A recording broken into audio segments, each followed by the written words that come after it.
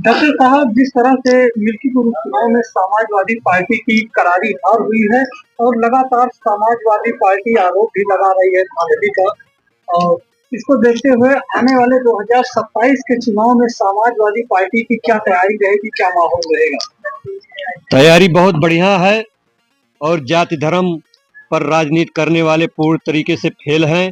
इनका तंत्र फेल है, प्रशासन पूरी तरीके से फेल है, अराजकता हर जगह पे है और जनता एकदम तैयार है कि अगर निष्पक्ष चुनाव हो जाएगा 2027 में तो पूर्ण रूप से सरकार चली जाएगी। जिस तरीके से 17 में आई है चली जाएगी और यहाँ पे अच्छी सरकार समाजवादी की बनेगी और संविधान के दायरे में आकर के पूरा गरीब, दलित और वंचित समाज के लोगों के लिए काम होगा।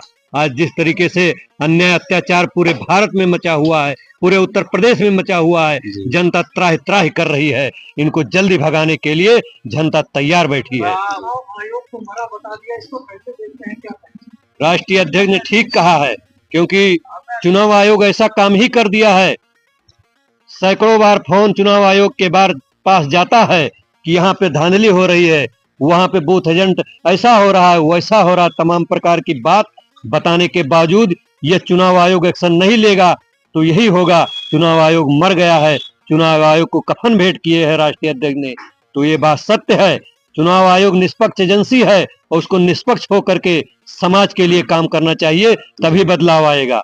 ऐसे बदलाव नहीं आएगा। इससे लगता है कि अब तो चुनाव आयोग ही बिक चुका है, क्योंकि निष्पक्ष काम नहीं हो रहा है। एक एक मत बहुत बहुमूल्य होता है और यहाँ पे तो सेटिंग हो गई थी कि आपको हर बूथ पे 100 वोट, 150 वोट डालना है। 414 बूथ पे इसी तरीके से 40 से 50 हजार वोट फर्जी डालने का काम हुआ है, जिस तरीके से लोकतंत्र और संविधान की हत्या हुई है। मिल्कीपुर उपचुनाव में समाजवादी पार्टी की करारी हार हुई है।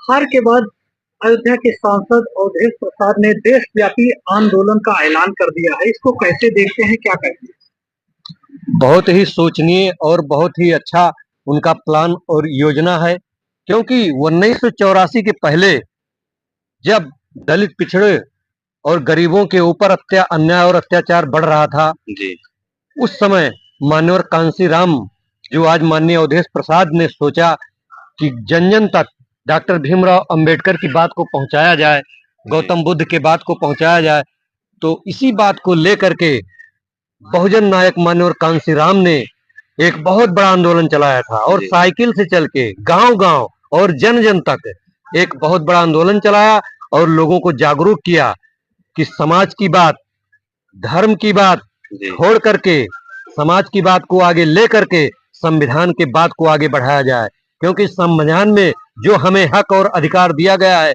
आज हमारे हक और अधिकार को छीना जा रहा है।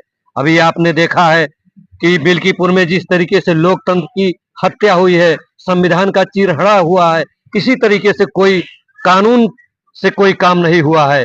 एक एक लोग 100 वोट डाले हैं, 6 वोट डाले हैं, वीडियो आप भी देखे होंगे। तो इस तरीके से यदि दलित और पिछड़ों को संविधान के अधिकार का और जानकारी नहीं होगी तो हर तरीके से लूटे जाएंगे, पीटे जाएंगे और इनको ऊपर अन्याय होगा, अत्याचार होगा। पूरे उत्तर प्रदेश में आप देख लीजिए, कहीं मार हो रहा है, कहीं काट हो रही, कहीं हत्या हो रही है, दलित की बेटी पर बलात्कार हो रहा है और न जाने क्या क्या हो रहा है। अभी देख ही रहे हो फैजाबाद के अयोध्या के में जिस तरीके से हुआ। अभी जो है, अब वहां पे बुलडोजर कब चलेगा, हम पूछते हैं आपके चैनल के माध्यम से।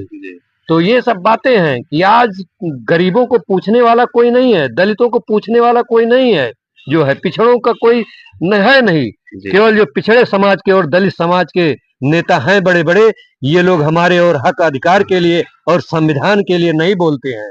अगर संविधान की बात करें तो इनको लोकतंत्र के मंदिर में, संसद भवन में बात उठानी चाहिए कि किस तरीके से गुंडई के बल पर बूथ को कैप्चर किया गया है, बूथ को लूटा गया है, बूथ पे 100 वोट एक एक लोग डाले गए हैं। ये कैसे संभव हुआ है? जब लोकतंत्र में एक आदमी को एक वोट देने का हक है तो 6 वोट और 100 वोट कैसे पड़ रहा है?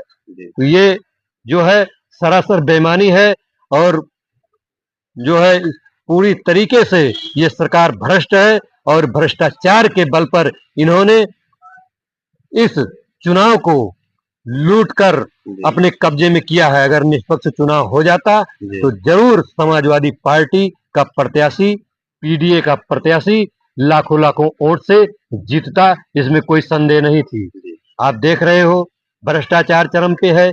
किसी आप थाने में चले जाइए, बिना 1000, 500, 2000 रुपए दिए, 10,000 दिए, किसी भी मामले का निपटारा नहीं हो रहा है। अस्पताल में चले जाइए, दवाइयां नहीं है, महंगाई है। बिजली विभाग लूटपाट अड्डा बन चुका है, लूटपाट केंद्र बन चुका है। जहां 10,000, 5,000, 1,000, 2,000 रुपए गरीबों की बिल रहता है, 5,000, वहां पे चढ़ करके उनका बिजली का कनेक्शन काट दिया जा रहा है। जिन घरों में लाख लाख रुपए, 50-50 हजार रुपए हैं, बड़े बड़े घरों, बड़े बड़े महलों में, बड़े बड़े कार्यालयों में, वहां पे वो बिजली विभाग का कोई कर्मचारी नहीं जाता है और ना तो उनकी केबिल काटी जाती है।